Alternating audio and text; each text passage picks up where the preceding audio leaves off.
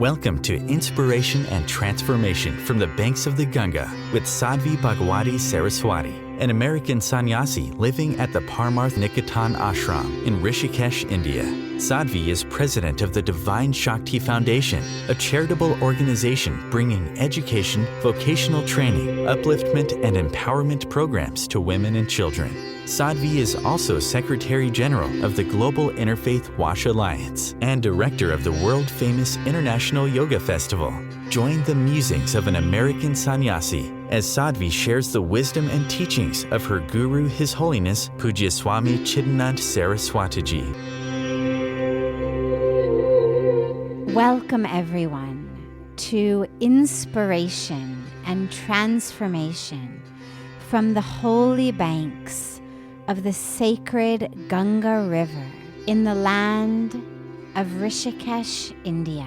I assume everyone in here has at some point in their life, maybe even just on an airplane, seen a National Geographic or Discovery Channel film in which you see some beautiful herd of zebras or wildebeest or whatever they may be going through the African plains. And then suddenly there's the tiger or there's the lion, right? And it starts to hunt its prey. And instinctively, we're always rooting for the zebras. Right? The lion finally pounces, and in us we feel, oh, no, and you want somehow that the zebra should get away. And yet, we all understand, well, the lion's got to eat too. This is how the natural world works. If every zebra got away, the poor lion would die. So, I don't take that as cruelty. I take that as a natural cycle of life, that on some level we are eaters and we are food. And that's a cycle. To me, that's not cruelty. And I don't think that's what you meant either, but it's important to just begin there, because sometimes you do see these videos and you always feel like, oh my God, that awful lion. When actually the lion's just doing what lions do, which is to have to eat. But then we come to humans. Now, humans are the only species that actually harms another for no reason that benefits its own survival. So everything else in nature that harms for its own survival, either because I need to eat you,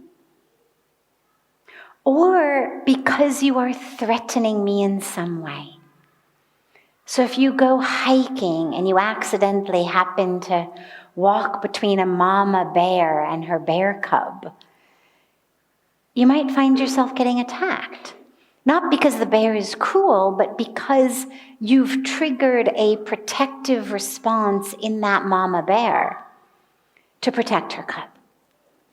But we are the only species that attacks for things that have absolutely nothing to do with our physical survival. Things that have only to do with our ego survival, right? Somebody steals your parking spot. Hear stories. Somebody pulls out a gun and blows the guy's brains out for cutting in front of him on a freeway or stealing his parking spot. That's not survival. That's ego. Now, when you look at what we as humans do, either in fits of rage and unconsciousness, like killing someone for stealing my parking spot, or in the calculated violence against certain races, certain religions, against women in far too many places, against people who are different from us in so many ways, or the violence that we are doing to Mother Earth, This is not cruelty that God has created in us. We don't come into the world cruel. I've got a background in psychology, and if you see a child who's killing lizards or, hurting the family cat or dog or their baby brother or sister, this is a problem. Nobody ever says, oh yeah, well, that's normal. That's a huge red flag that this kid has got serious problems and needs help. We do not come into this world cruel. We learn it.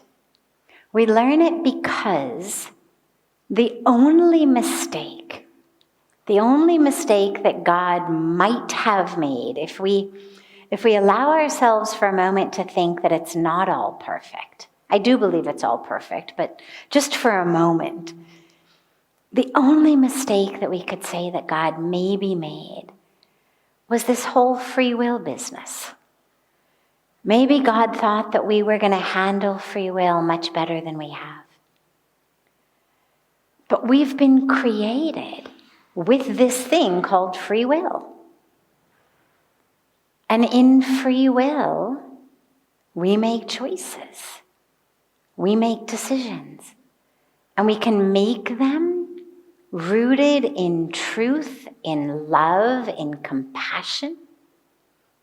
Or we can make them rooted in ignorance and ego. And that's up to us. So the cruelty is not that God has created a cruel world. It's that far too many of us are choosing to align ourselves in ignorance with ego than with truth.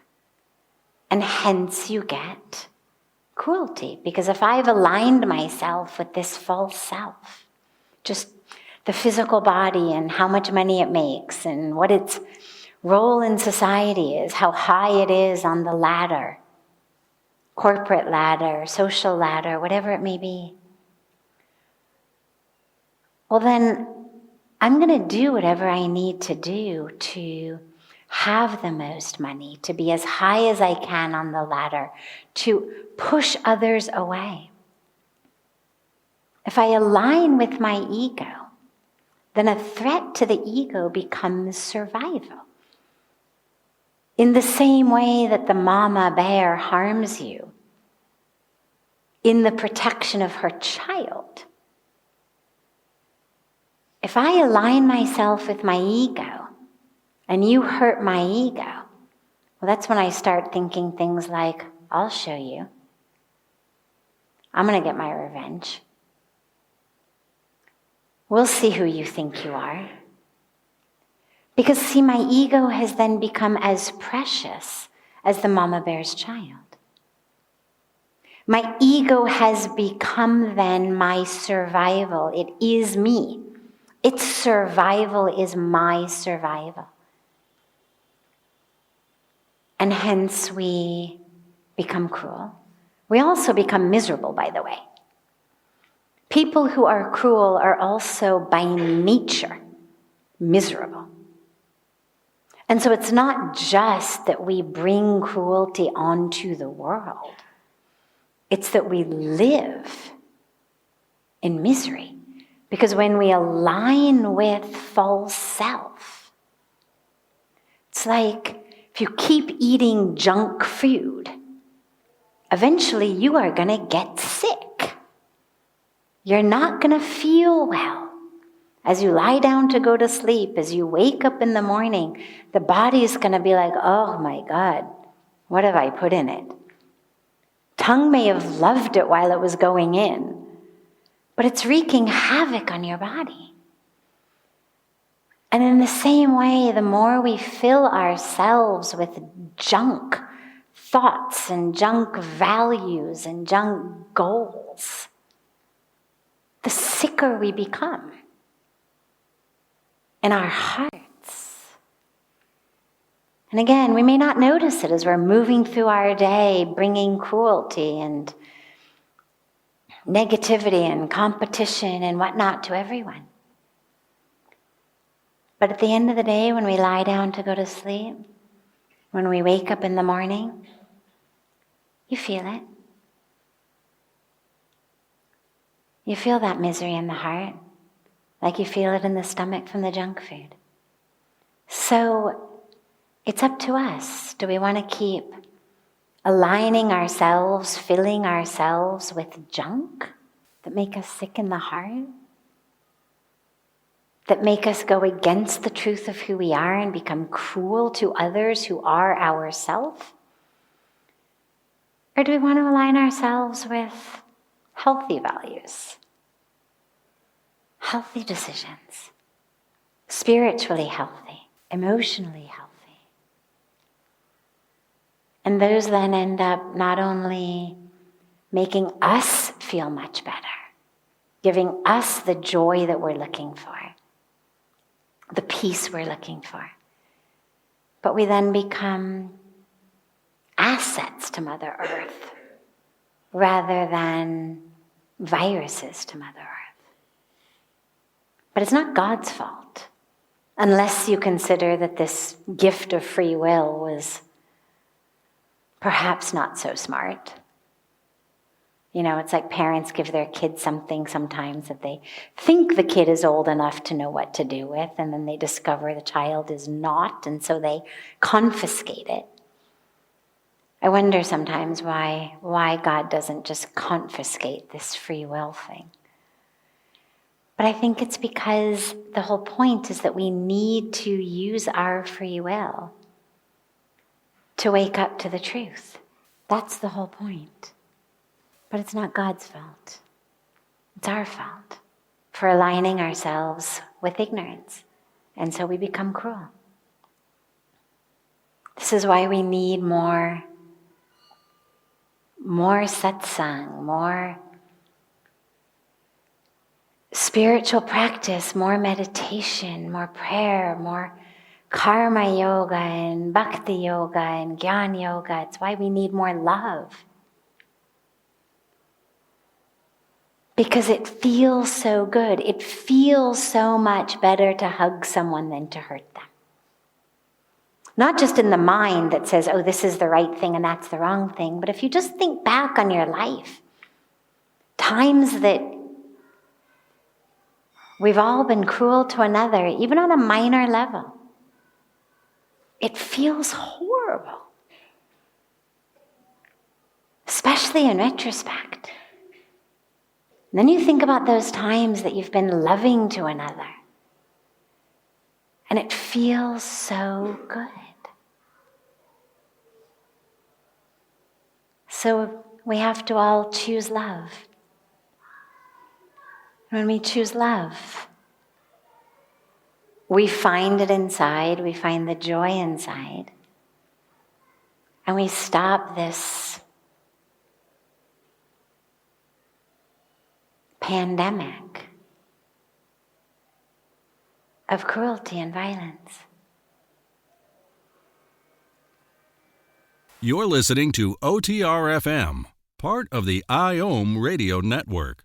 Being a radio host on IOM FM allows you to build your show on a rich platform with the power of the internet to fulfill your outreach goals and connect with a very specialized and global online audience, unlimited by time and distance. Om Times Radio will provide you with web relevance, a recognizable conscious brand, and with the standard of excellence that has accompanied every single Circle of Hearts Radio is a sanctuary on the airwaves. Join me, Grandmother Alaya, in the circle on Sunday, 2 p.m. Eastern, as I share information to both enlighten and nourish your soul. Hi, this is Christina Ricci with RAIN. Every 2 minutes, another American is sexually assaulted. If you or someone you know has been sexually assaulted, you are not alone. Help is just a call or click away through the National Sexual Assault Hotline. Please call 1-800-656-HOPE, that's HOPE, or visit RAIN.org, that's RAINN.org. Brought to you by Rain and this station. Welcome back to Inspiration and Transformation.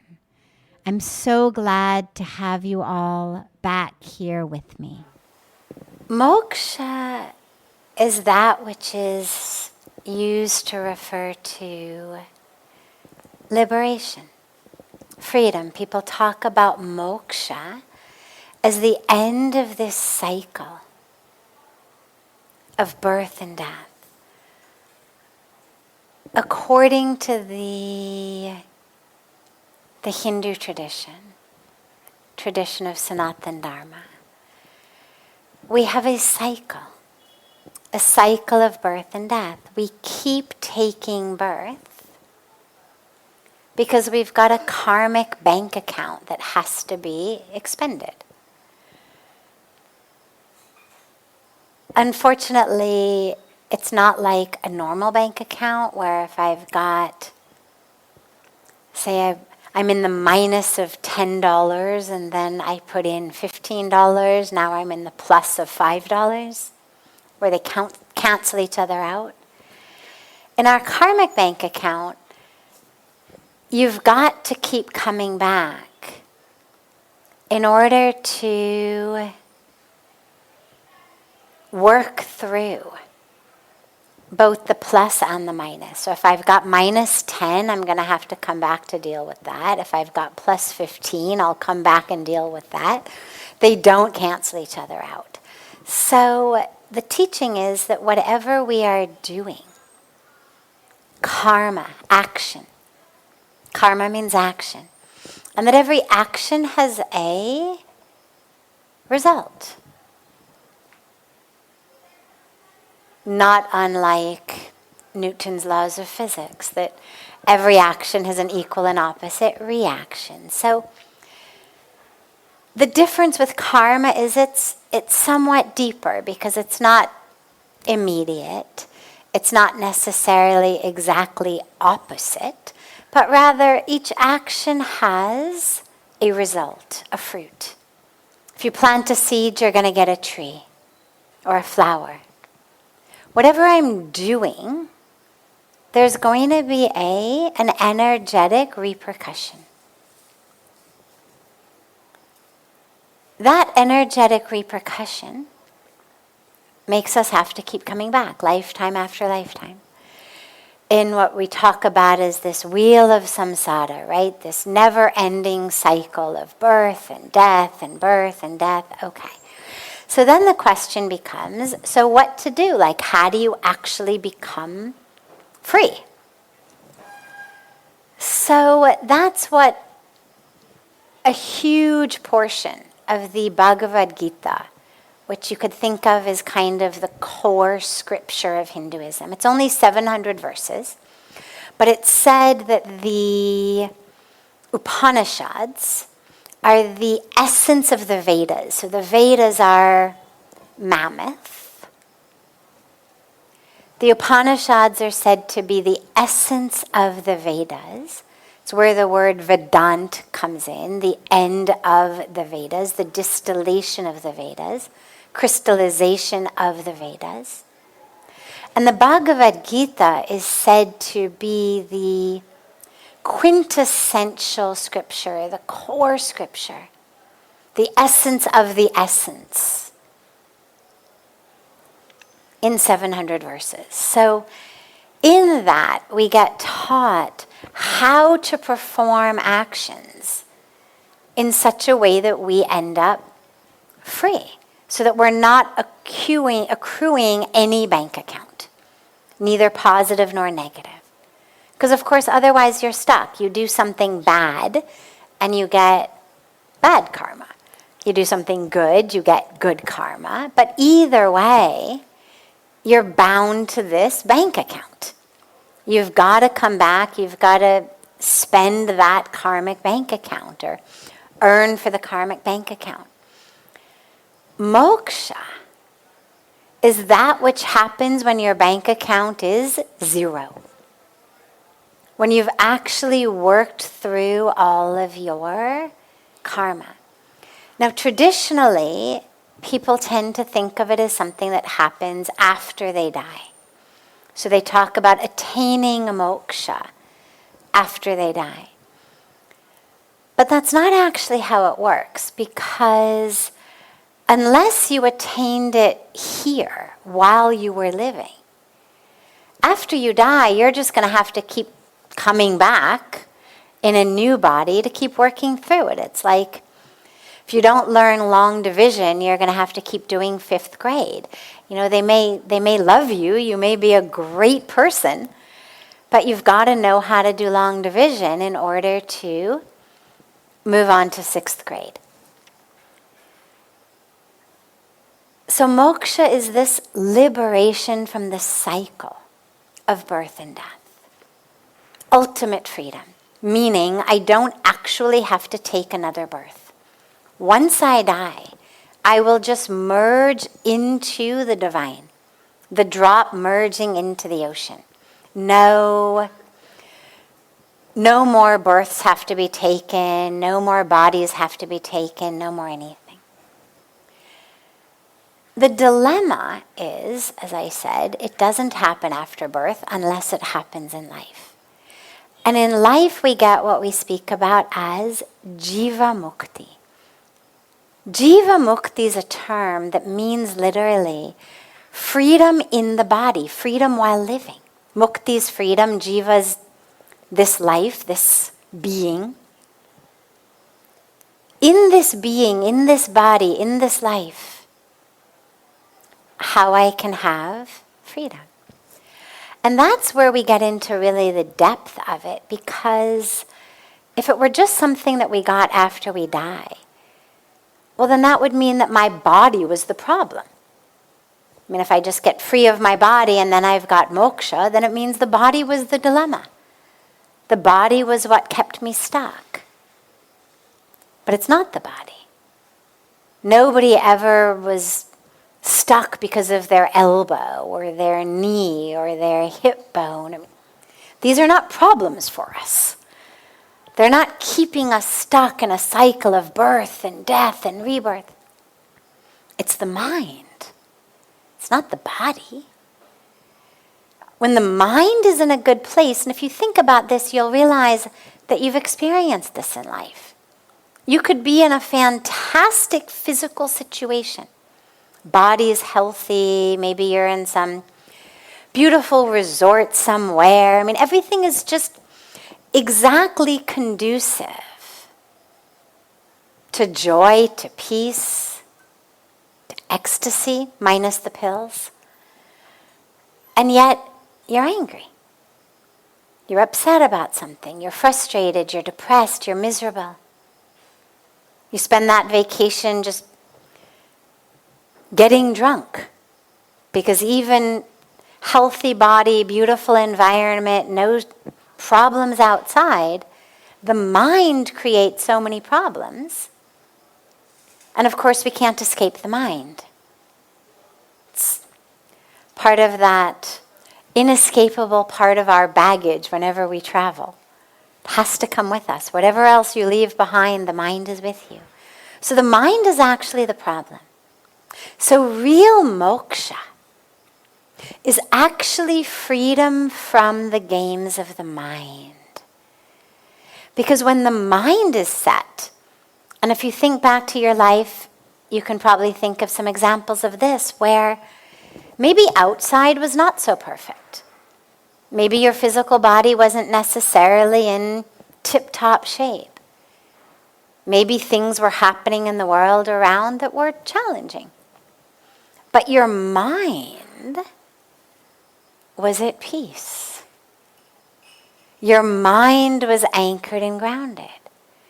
And so the actual felt sense experience of that is much better than the felt sense experience of the troubled mind in a tropical paradise. And so real moksha is freedom from the games of the mind.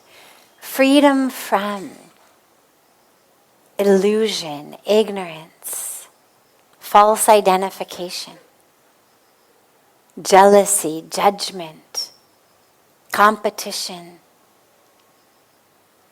all of that that leads to suffering, and all of that that's rooted in ignorance. The ignorance that says, I am this body, I am its story. So it leads to suffering. And then we're stuck. Then we get angry, we get jealous, we are in competition, we have fear, we have desire. So real moksha is freedom from the games of the mind, freedom from the bondage of the mind, in the body, such that when this body is done, we don't need another one afterwards. That we've cleared that karmic bank account. Or that we're no longer stuck, but we may decide to take a body, because of course if you're not stuck, the earth's a pretty beautiful place. Our bodies are these beautiful ways to interact with this beautiful creation. As long as our mind's in the right place, then we get to use our body, use our senses to experience divinity in the creation. To listen to the sound of sacred chanting, to look at the beautiful waters of Mother Ganga. I mean, to be immersed in the sacred creation. So moksha is from the mind. And this is why we meditate, why we read scripture, why we pray, why we contemplate, why we introspect. It's why we do all of that, to free ourselves from the bondage of the mind. So that's your real moksha. And it's possible right here, right now. You don't have to leave your body for it. You don't have to wait until after you die. But right here, right now. It's available for all of us. This is OTR-FM, part of the IOM radio network.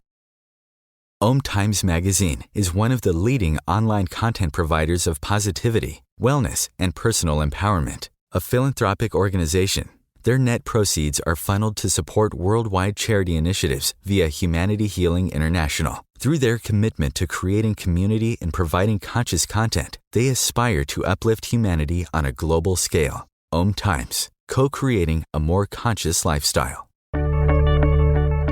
Do you have time to read that inspiring book or that blog post you've been meaning to get to? In your busy world, how do you improve yourself and keep your life going? I'm Lisa Kay, and my Between Heaven and Earth radio show can transform your life just by listening. Be uplifted with inspiring topics, positive stories, and ideas that really work. Between Heaven and Earth Radio is conscious living for your soul, every Wednesday at 4 p.m. Eastern Time. Like Baldwin with People for the Ethical Treatment of Animals. I grew up loving circuses and other traveling animal shows, but it never occurred to me what life might be like for the animals. Training wild animals to do things they don't understand takes force. Routine discipline with a hook or whip with the heel of a boot shows the animal exactly who's the boss. Don't patronize animal acts. Please contact People for the Ethical Treatment of Animals. 757-622-PETA. Welcome back. This is Sadhvi Bhagawati Saraswati with inspiration and transformation. We laugh, but it's really common. It's really common. I'm going to go off to a retreat and I'm going to have this experience that's going to make me awake, enlightened. First of all, what you have to realize is spirituality just takes you back to who you are. You're not going anywhere. All of these expectations have to do with where I think I'm going. Spirituality is simply showing you who you really are. Enlightenment awakening, whatever words you use, is simply full awareness of the fullness of yourself. It's not about what you can do. It's not about certain powers. It's not about certain experiences. There's not a checklist of things that you have to do and then you're enlightened, or here's how to know if you're enlightened if you've got 3 out of the following 5 items. It's showing you who you are. Now, you come here after a difficult time, after challenges. Instead of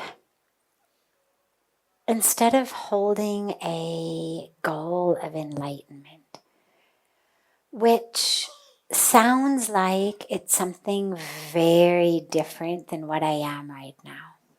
Enlightenment seems like it's a whole other ballgame. Instead of that, why not just make a request to the universe that I'm going to be able to see things in a different way?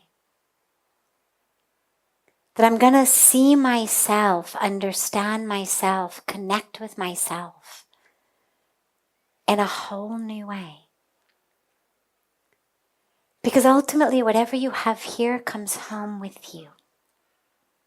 It's not, oh, I got enlightened in Rishikesh and then that's it. I'm done. It's a practice that stays with you. While you're here, use this time instead of thinking about where you're going. Because grace is there. Light is there. That which you're looking for is there. God is there. It's all there. But our own blinders are that which keep us from it. So focus yourself while you're here on how can I remove my blinders? Let that be your focus. How can I remove that which is keeping me stuck? Don't worry about what you're going to get. Don't worry about what's going to happen to you inside. That'll be automatic. You remove what's blocking it, and it'll automatically come.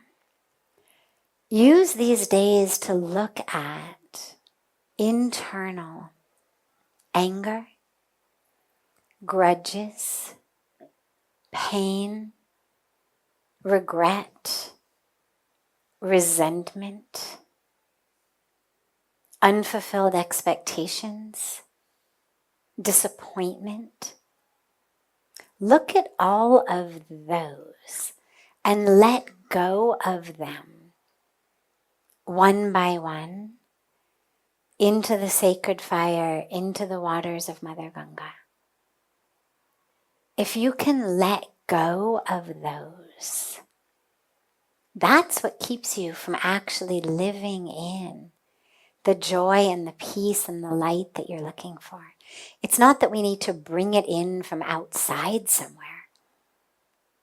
It's that we simply need to remove our internal blocks. For me, the way that I always think about this is, if you have a heart attack, what causes a heart attack? It's not that blood stops flowing.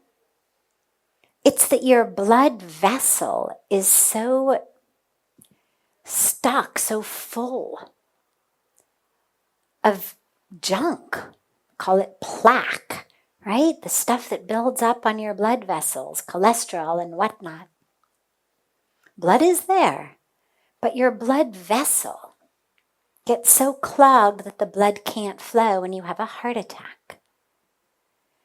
Spiritually, the same thing happens. Grace is there. The light is there. The divine is there.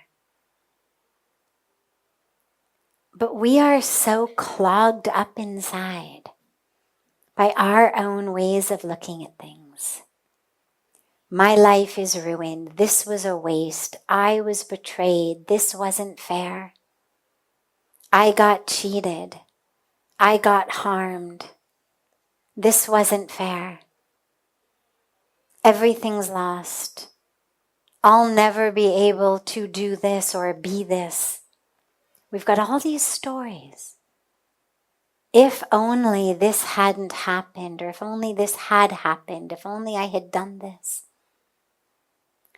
We're so clogged full of that there's no room for grace and light to flow. So use your time here to let go of that. Whatever stories you're telling yourself in your mind. We all have stories about why we are the way we are. Why we're not enlightened. What's wrong in our lives. What we're angry about. What pain we've been through. What grudges we have.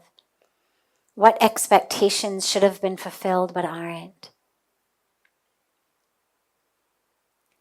And those stories kill us.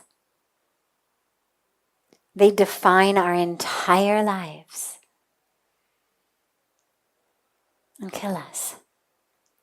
So let this be a letting go of your story. And that doesn't mean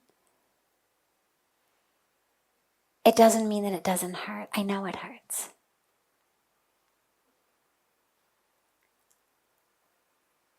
Sit on the banks of Mother Ganga. Offer her what happened. Offer her the whole story. And let her take it. Because that's your key. Otherwise, we're just taking light and wisdom and whatnot and trying to stick it on top of this being of light, which is simply shrouded in ignorance. It's like that great story that I love of the temple in Thailand or Cambodia that had a beautiful golden Buddha. And when the invaders came, the monks of the temple of the golden Buddha knew that the invaders were coming. They were destroying everything. They were looting everything. And so they covered up the golden Buddha with clay so that it would seem worthless. And the good news was the Buddha survived. The bad news was the monks didn't. And so for many, many, many, many years, it was the temple of the clay Buddha. Like people just thought the Buddha was clay in this temple. And one day the monks of the temple of the clay Buddha are cleaning the Buddha. And they see a little shiny light in it. And they start to clean a little more, and there's a crack. And from the crack, something is glistening.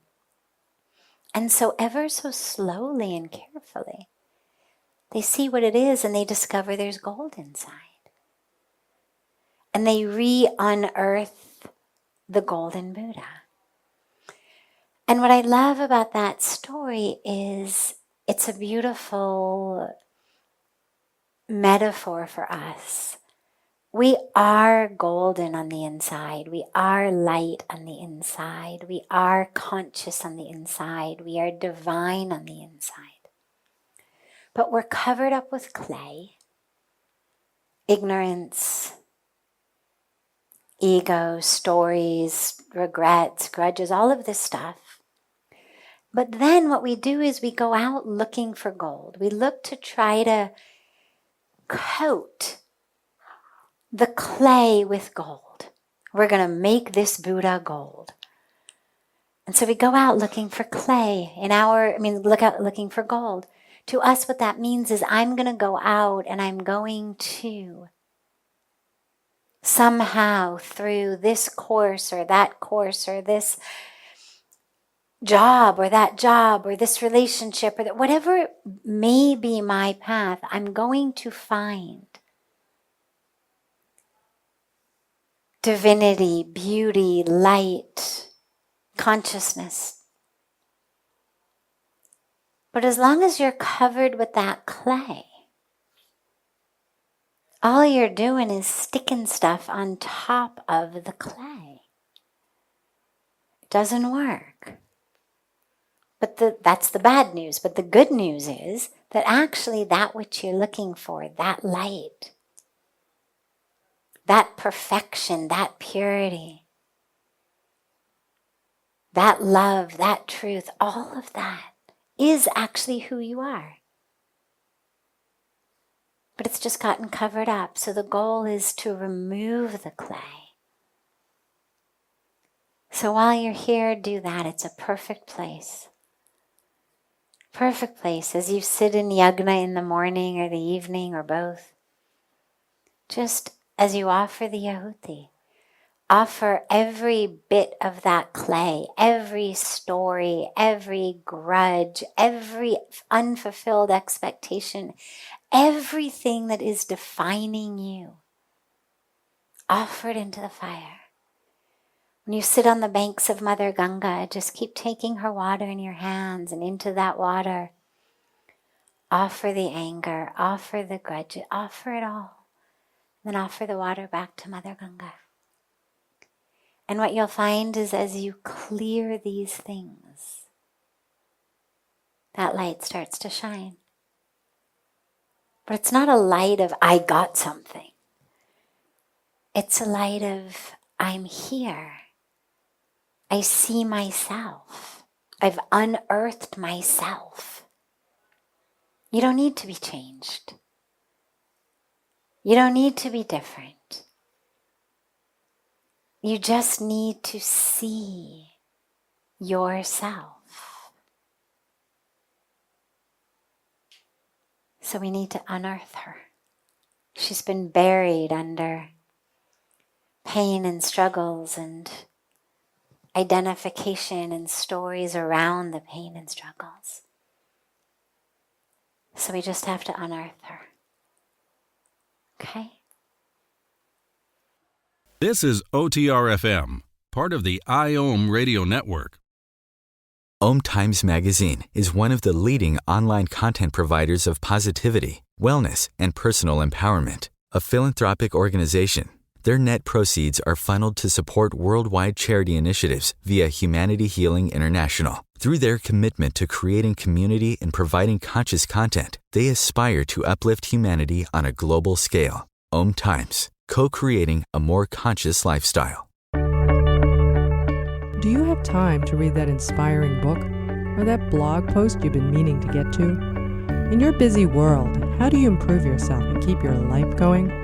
I'm Lisa Kay, and my Between Heaven and Earth radio show can transform your life just by listening. Be uplifted with inspiring topics, positive stories, and ideas that really work. Between Heaven and Earth radio is conscious living for your soul, every Wednesday at 4 p.m. Eastern Time. Like Baldwin with People for the Ethical Treatment of Animals. I grew up loving circuses and other traveling animal shows, but it never occurred to me what life might be like for the animals. Training wild animals to do things they don't understand takes force. Routine discipline with a hook or whip with the heel of a boot shows the animal exactly who's the boss. Don't patronize animal acts. Please contact People for the Ethical Treatment of Animals. 757-622-PETA. Welcome back. This is Sadhvi Bhagawati Saraswati with inspiration and transformation. Wishing others well is a common practice among many of us, such as, I'm wishing you good luck, or I'm wishing you good health. Are these kinds of wishes meaningless because our words cannot change someone else's destiny? So, yes, our words cannot change someone else's karmic package, but the power of our intention, if the words are empty, they're meaningless. But if the words are deep And they actually come from a place of powerful intention. You're really wishing that person well. It actually has a huge energetic impact.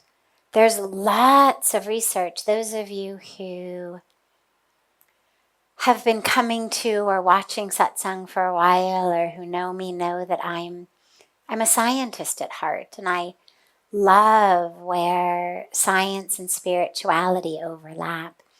And of course, in spirituality, we talk about the power of blessings, right? Like you get your parents' blessings, you take blessings from the elders. Even if we leave gurus aside, because of course, we know gurus have the power. But if we just say blessings from ordinary people, parents, elders, teachers, well, spiritually, we know they're powerful. It's why we're told to take blessings from our parents, from our teachers, from our elders. But science now has actually been doing some really fantastic and fascinating research on the power of intention, the power of thought.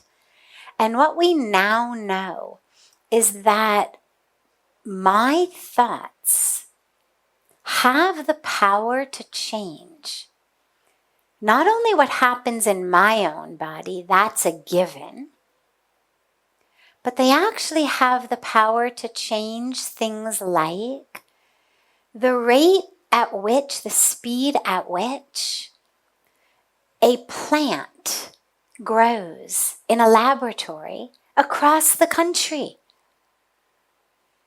It has the power to change the rate at which immune system cells divide in a petri dish being held by someone else in another country. Right? Now, the science began by, okay, if you yell at a plant, we know that it doesn't grow, it doesn't grow as well. We did these experiments when I was growing up. You'd plant different seeds, and one plant you'd sing to in love, and another one you would ignore, and another one you'd yell at. They were science fair type of projects. But now the research has come that you don't even have to be in the present. So it's not the volume of your voice. It's not the actual energy emanating from your body 2 feet away. But it's the power of your intention. They've even miraculously done it over non-living objects.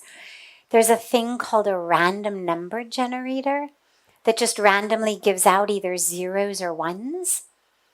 And over a period of 100 or 1,000, you always get half and half. Because it's random.